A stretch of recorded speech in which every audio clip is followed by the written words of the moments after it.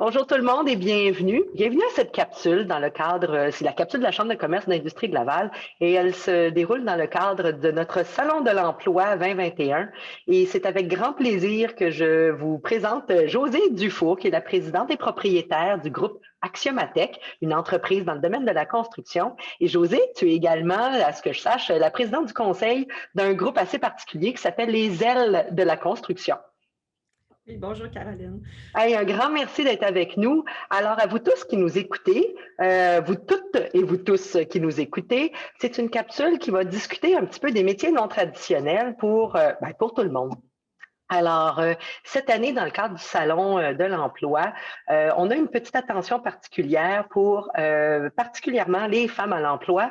Et pourquoi on parle de ça? C'est que la pandémie de la dernière année a affecté de façon inégale les hommes et les femmes, et davantage de femmes ont été fragilisées dans le cadre de leurs emplois. Il y a eu des pertes d'emploi plus prononcées dans le domaine auprès des femmes, dans le domaine où est-ce que les femmes sont, et également, elles ont eu davantage de difficultés à réintégrer l'emploi. Alors, c'est un petit peu pour ça qu'on voulait démystifier l'emploi pour les femmes dans des domaines non traditionnels. Et Josée et moi, on va jaser avec vous qui nous écoutez pour les prochaines vingtaines de minutes là, sur quelques petites questions de qu'est-ce que ça serait travailler dans un domaine non traditionnel, notamment dans le domaine de la construction.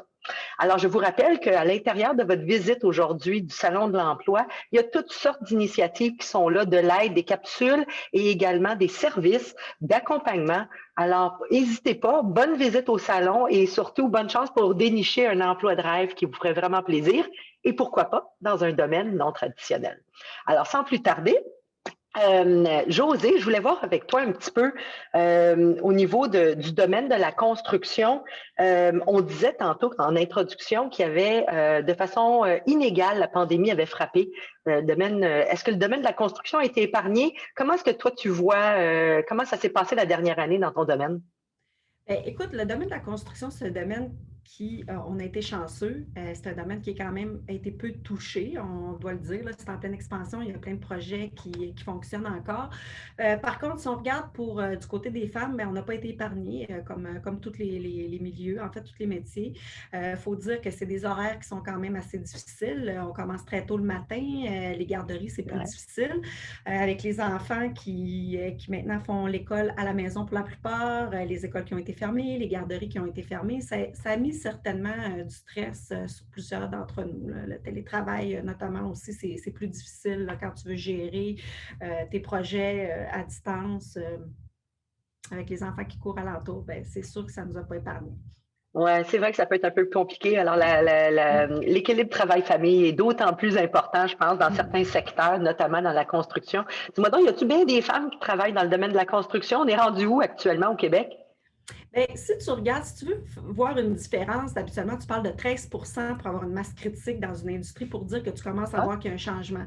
En construction, bien, malheureusement, on ne peut même pas parler de masse critique. On est 2,7% de femmes dans l'ensemble des métiers de la construction. Donc, pour te donner une idée en chiffres, là, si tu parles de 800 000 hommes, on parlerait de peut-être, je ne sais pas. 1600 femmes, oui, c'est ça. Oui, c'est ça, Ou 1600 16 000 femmes. femmes, oui, c'est ça. 16 Excusez, 000 il manque un femmes. zéro. Oui, c'est ça, il manque un zéro. Mais tu sais, Oui, je déplace ma virgule de une.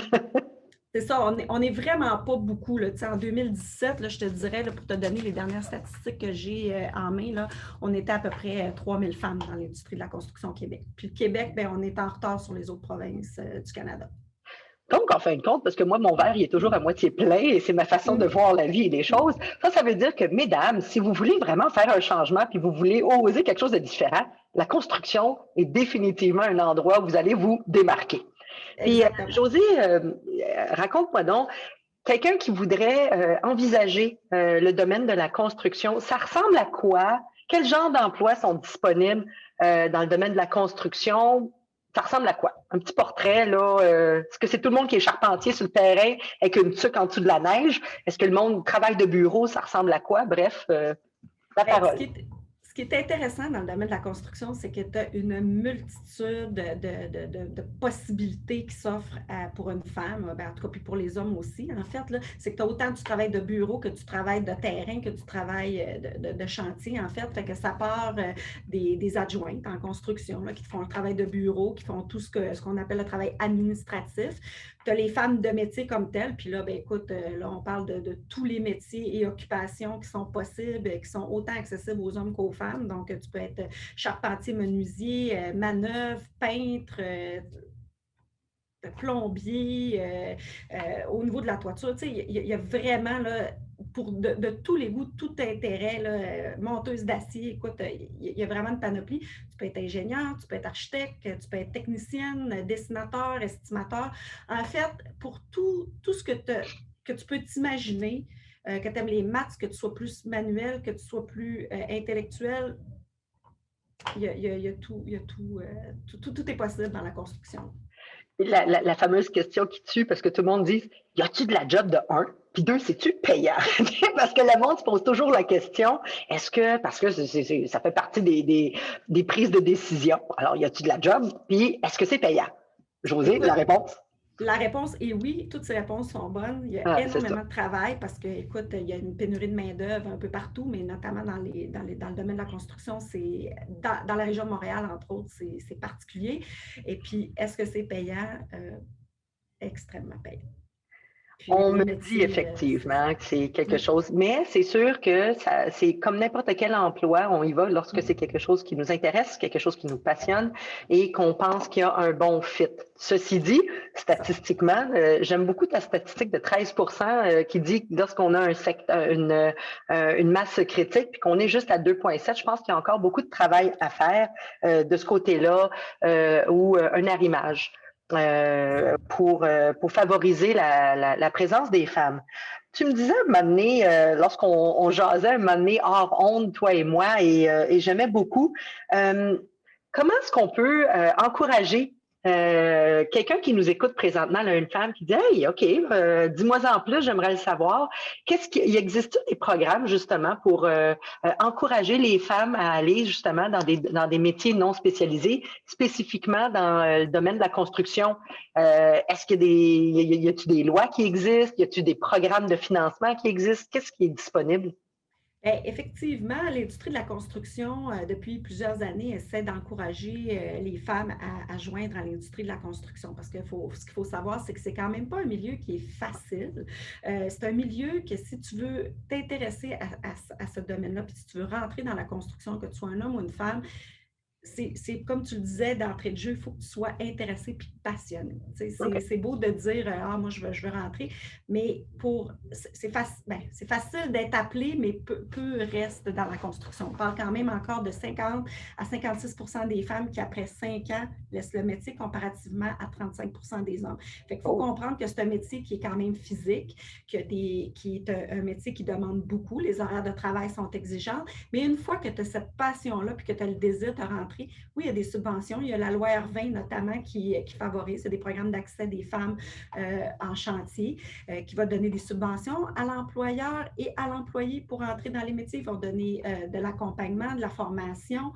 Tu as toutes les écoles de métiers aussi qui sont ouvertes aux femmes aujourd'hui qui peuvent t'aider à rentrer. C'est en fait, moi, la voie que je privilégie. Évidemment, tu as d'autres voies un peu plus facile quand on parle d'ouverture des bassins, par exemple, qui t'aide. Une fois que tu as une ouverture, quand on parle d'ouverture de bassin, c'est quand tu as moins de 10% de la main-d'œuvre qui est disponible. Par exemple, ils peuvent ouvrir les bassins. Puis là, c'est que même si tu n'as pas les cartes de compétences, un employeur te garantit 150 heures, bien, tu peux rentrer. Puis là, il te forme, en fait, là, sur le chantier, comme on dit.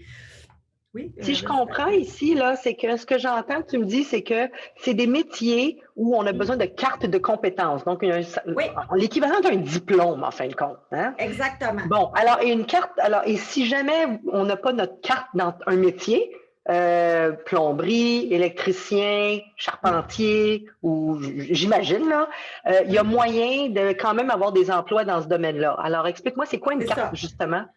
Bien, en fait, ce qu'il faut comprendre, c'est que la voie à privilégier, moi, je dirais, c'est d'aller dans une école de métier, d'aller faire ton cours, puis d'aller chercher tes compétences. C'est là où est-ce que tu vas aller chercher ça prend combien de temps un cours comme ça, à peu près? Ben, ça dépend. Hein. Chaque métier est différent. Là. Tu parles d'un nombre d'heures, là, 900 heures à OK. mais tout dépendamment du métier, là. Fait que tu peux aller jusqu'à 2000 heures, OK. dépendamment. Entre Puis 900 après et ça, 2000 heures, mais il y a des cartes de métier lorsque les c'est bassins ça. sont ouverts. Tu peux aller chercher une carte. En fait, tu peux rentrer par le bassin, comme on appelle, c'est lorsqu'il y a vraiment une pénurie de main-d'œuvre dans un certain domaine en particulier. Ou est-ce que là, si tu as un employeur qui est prêt à te garantir un 150 heures, tu peux aller chercher ta carte d'apprenti. Fait que Oh, là, ce qu'on appelle, c'est d'apprendre sur le terrain, en fait, là, où est-ce que là, tu vas être accompagné d'un compagnon. C'est un pléonasme, mais tu vas être programme de accompagné par compagnonnage. Ben un oui. programme de compagnonnage où est-ce que là, tu vas apprendre avec quelqu'un de métier qui a l'expérience, qui a fait toutes ces étapes d'apprenti, apprenti 1, apprenti 2, apprenti 3, puis qui, lui, est allé chercher sa carte de compagnon, il a de l'expérience, puis lui va t'accompagner, puis il va te montrer le métier, puis là, comme ça, tu vas monter. Mais ça ne t'exempte pas de faire des formations d'appoint, puis après ça, d'aller aussi passer certains tests pour passer aux étapes suivantes. Fait qu'à tout bout de champ, il faut quand même aller montrer que tu as appris quelque chose. Là, je veux dire, c'est pas une carte qu'on te donne puis qu'on te dit merci, Non. bonsoir, t'es rentré. Ensuite de ça, tu peux rentrer aussi, comme je disais, là, fait que tu rentres soit par une garantie d'heure ou tu rentres par les écoles de métier. Puis l'autre façon de rentrer, bien évidemment, si tu es le fils ou la fille de quelqu'un, tu as une facilité aussi de pouvoir avoir une La carte. filiation, donc on parle. L'affiliation, D'accord. c'est ça. OK. Donc, C'est il y a les trois façons. plusieurs façons de rentrer. Tu C'est me ça. disais que les bassins ouvraient lorsqu'il était une situation de pénurie d'emploi. Est-ce C'est ça. qu'actuellement, on est en pénurie d'emploi dans certains des secteurs ou sous-secteurs de construction? Ça change à chaque jour. Fait que la OK. CCQ, la Commission de la construction du Québec, publie à chaque jour les domaines où est-ce qu'il y a des demandes. Fait que des fois, tu en as, des fois, tu n'en as pas. Fait que c'est vraiment de rester à l'affût, de se connecter, puis tu as une alerte pénurie. Fait que là, tu te connectes avec le site de la CCQ, puis eux vont publier à chaque jour est-ce qu'il y a des possibilités d'entrée. Puis, en même temps, de façon parallèle aussi, c'est de rester en contact avec les centrales syndicales. C'est aussi une autre façon qui, eux, peuvent t'avertir si jamais il y a des employeurs qui recherchent. Pour une femme aussi, ce qui est important de savoir, c'est que les femmes peuvent rentrer en tout temps dans l'industrie de la construction si on les Ah, garantit de 150 OK. heures. Ça, c'est une des Des méthodes, dispositions de la loi R20, ça. c'est ça, une des dispositions de la loi R20 qui fait qu'une femme peut rentrer avec une garantie de 150 heures à tout moment, peu importe que les bassins soient ouverts ou fermés. Évidemment, certains vont dire que c'est une méthode Iniquité. qui est une inéquité. Par contre, comme je vous dis, ce qu'il faut comprendre, c'est qu'à 2,7 on est encore loin d'atteindre une équité ou une parité au niveau de l'emploi. Ben, Donc, c'est c'est sûr. vraiment une mesure pour favoriser l'accès au métier de la construction pour les femmes. OK. Donc, Donc, on sent qu'il y a un programme d'accès à l'égalité pour ceux ouais. qui sont intéressés. Mais j'entends également, Josée, que tu mentionnais que c'est pas nécessairement la construction, c'est pas que sur le terrain. Alors, je me place dans la peau ici de quelqu'un qui est un nouvel arrivant, qui, dans son pays d'origine, a fait énormément de comptabilité. Il peut faire, tu me parlais tantôt d'avoir des estimateurs, donc il est possible effectivement que la construction soit un domaine solide. On parle de construction, Oui. on espère que c'est solide. Un domaine où est-ce qu'il y a beaucoup d'opportunités, qu'il y a fréquemment soit des pénuries d'emploi ou autres. Le travail de bureau peut également, quelqu'un qui a des compétences de bureautique, il y a quelque chose qui peut être fait également dans le domaine de la construction. Écoute, en construction, il y a beaucoup de documentation, il y a beaucoup de gestion documentaire, il y a beaucoup de... Écoute, puis il y a encore beaucoup de choses qui est faites à la main. Là. Je veux dire, on vise à informatiser cette industrie-là, mais il y a encore beaucoup de travail à faire, surtout dans les PME. Donc, c'est certain que du travail de bureau, on en a beaucoup. D'abord, juste pour gérer les plans, gérer les demandes de permis, comme tu disais tout à l'heure, l'estimation, faire les suivis avec les sous-traitants, tout ça. Fait que du travail de bureau, il y en a énormément. La comptabilité aussi, c'est un domaine où est-ce que le suivi monétaire est important. Donc, des commis comptables Recouvrement de recherche compte, entre autres. recouvrement de compte, suivi de flux de trésorerie, paiement de factures. Écoute, il y a beaucoup de gestion administrative. Donc, effectivement, c'est un endroit où est-ce que, écoute, il y a du travail en masse. Bon, ben écoutez, ceux qui nous écoutent, je pense que vous avez un bon aperçu de tout ce qui est disponible. Ma question à toi, je me pose là, moi je suis intéressée peut-être à rentrer dans le domaine de la construction, mais je veux savoir, ça prend quoi pour rentrer? Ça prend quoi comme diplôme? Ça prend quoi comme études? Ça prend quoi comme soft skills? Alors, des compétences douces qu'on dit, là, transversales et autres, là. Quel genre de personne là, pourrait vraiment être heureux pour éviter de faire partie de la gang des 50% qui abandonnent là, après 5 ans? Alors, ça prend Écoute, quoi? évidemment, ça prend comme dans tous les métiers ou dans tout au Québec, ça prend un secondaire 5 au minimum. Là. Par contre, tu peux avoir les équivalences aussi là, du secondaire 5. Ce n'est pas nécessaire d'avoir ton diplôme complet. Là. Il y a beaucoup de décrocheurs en fait qui passent, qui vont chercher leur accréditation, l'attestation de secondaire 5. Puis après ça, tu peux rentrer, comme je disais, là, des différentes façons, soit par le bassin, soit par une formation. Puis après ça, bien, dépendamment dans quoi tu veux rentrer, bien, là, tu vas chercher ton diplôme, là, que ce soit plus administratif ou encore chargé de projet. Bien, évidemment, tu vas aller chercher une formation un petit peu plus administrative, soit en ingénierie, soit en architecture, soit en technique. Tu sais, il y a vraiment différentes façons d'aller chercher ça. Par contre, ce que je dirais qui est le plus important pour entrer dans cette industrie-là, c'est d'avoir une passion profonde pour le domaine de la construction. Parce que, comme je le disais d'entrée de jeu, c'est un domaine qui demande beaucoup. C'est un domaine qui est exigeant.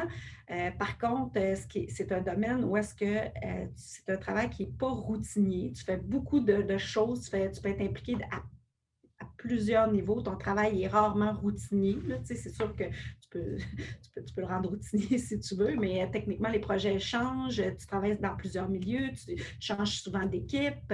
Surtout si tu es un employé de métier, tu vas travailler pour plusieurs entreprises ou tu peux toujours travailler pour la même entreprise. Tu sais, il y a plusieurs façons de travailler. Donc, le travail est intéressant. Il faut beaucoup de caractère.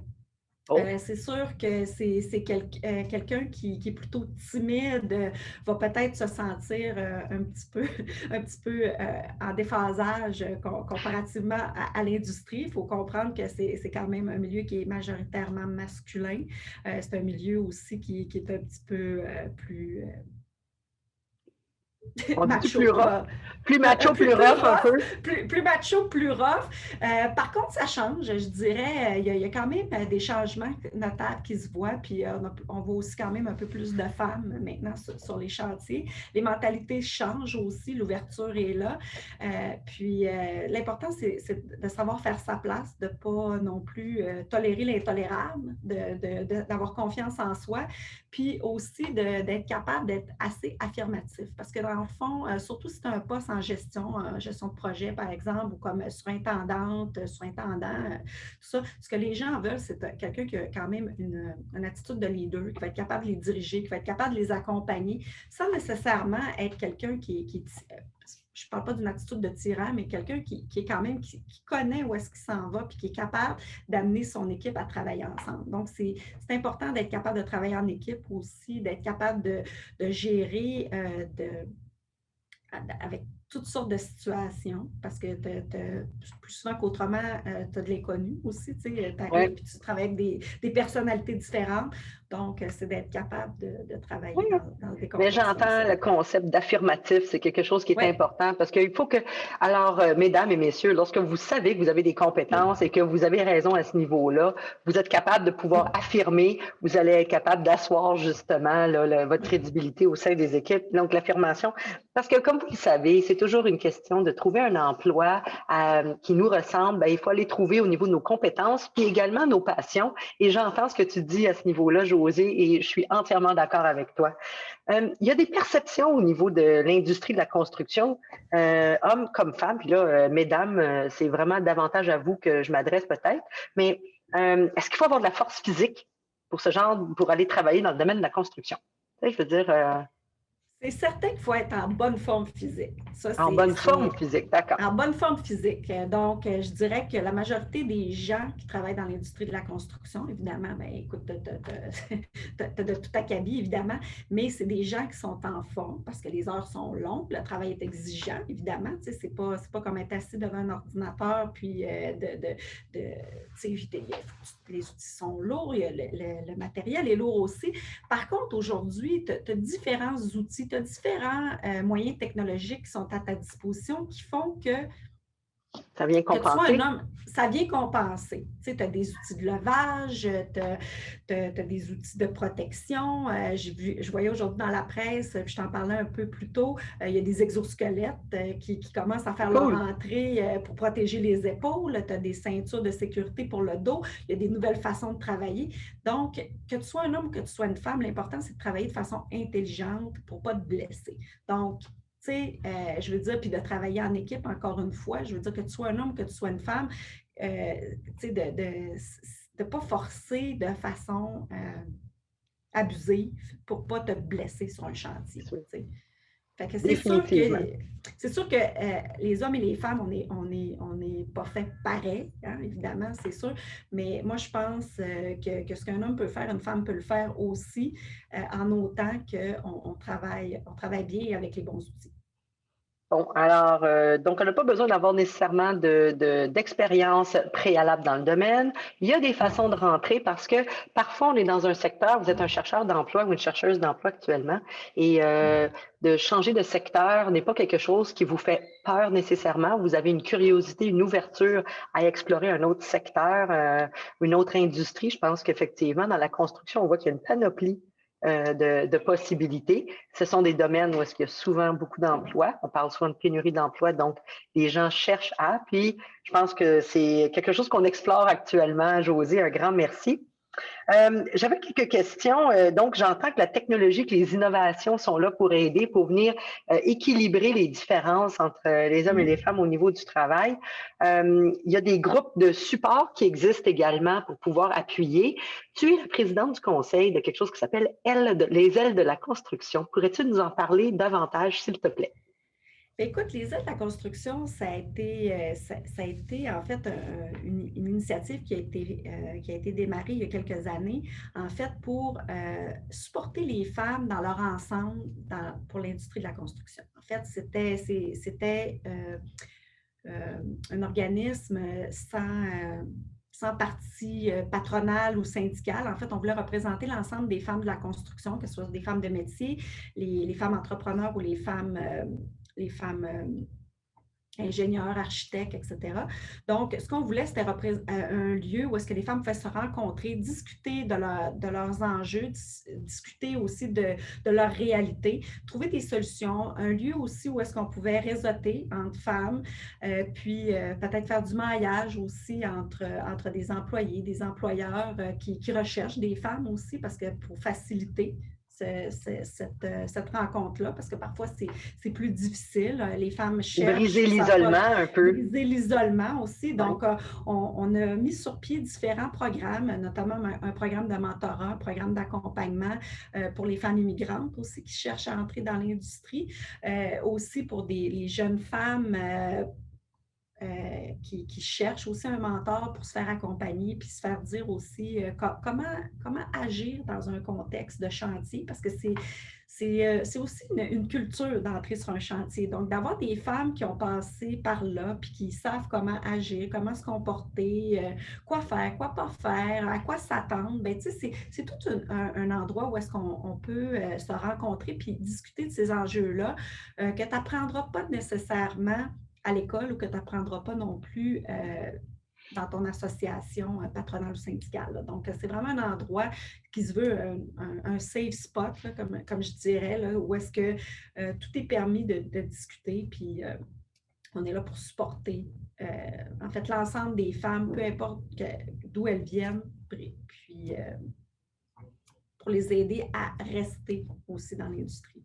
Donc, on intégrer, dit mais aussi à rester. que c'est ouvert à tous, mais c'est pas nécessairement pour tous, dans le sens où il faut apprendre à bien se connaître, puis à bien comprendre c'est quoi la culture dans cette industrie-là, pour voir est-ce que Oui, ça reflète avec vos valeurs, puis est-ce que vous seriez heureux, puis capable de performer dans ce milieu-là. Je pense que ça c'est vaut la ça. peine de s'informer. Et je crois que la Oui. capsule d'aujourd'hui, elle sert un peu à ça. Alors, un grand merci, Josée, là, de partager ta connaissance, mais également tes bons conseils face à ça. Raconte-nous, évidemment que tu es propriétaire, président des propriétaires du groupe Axiomatech, une entreprise de construction, c'est quoi Axiomatech? Qu'on puisse comprendre un petit peu également. Bien, écoute, nous, Axiomatech, on existe depuis 2007. En fait, on est une entreprise spécialisée en ingénierie du bâtiment. Donc, à la base, on était une entreprise qui faisait de la maintenance de bâtiments, qui, au fil des ans, quand on parle de maintenance de bâtiments, c'est tout ce qui est entretien technique des bâtiments. Donc, j'ai des ingénieurs, des architectes, des techniciens qui travaillent pour moi. Puis, je dis au masculin, mais en fait, on est 40 de femmes chez nous qui travaillent. Donc, et puis 20 d'immigrants. Donc, nous, on est très ouverts et portés sur la diversité. Puis, en fait, avec les années, bien, quand tu parles d'entretien de bâtiment, bien, on s'est dirigé aussi parce que nos clients nous demandaient de plus en plus, bien, peux-tu réparer ça? Peux-tu faire des agrandissements? Peux-tu nous aider dans la logistique, etc. Donc, on s'est spécialisé aussi en construction. Fait qu'on est allé chercher notre licence d'entrepreneur, puis on a commencé à faire non seulement offrir des solutions techniques, mais aussi offrir des services de gérance de construction.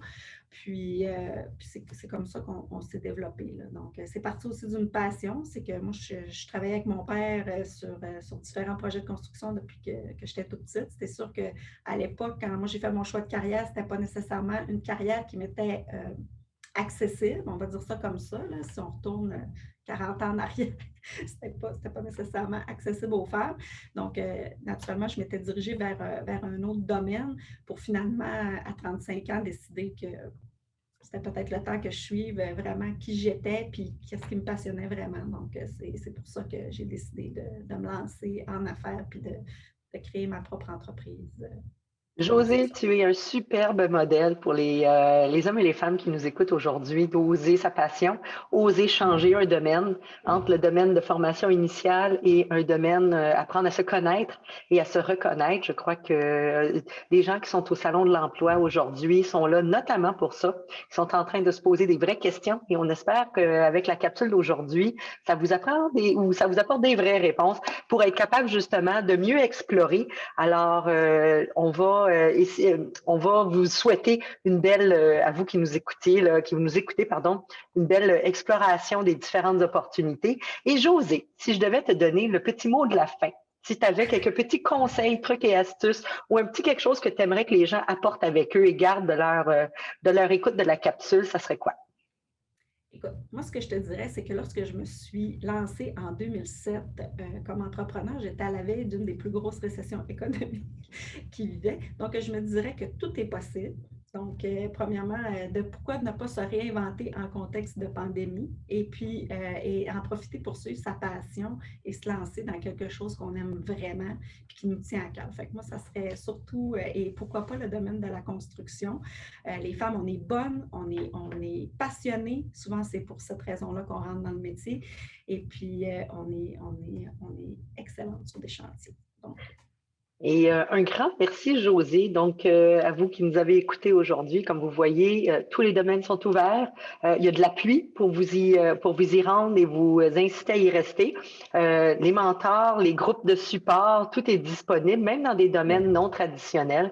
Alors, je crois que sky is the limit, comme dit l'adage anglais. Et donc, bonne continuation dans votre visite du salon et surtout, on vous souhaite de trouver l'emploi de votre rêve.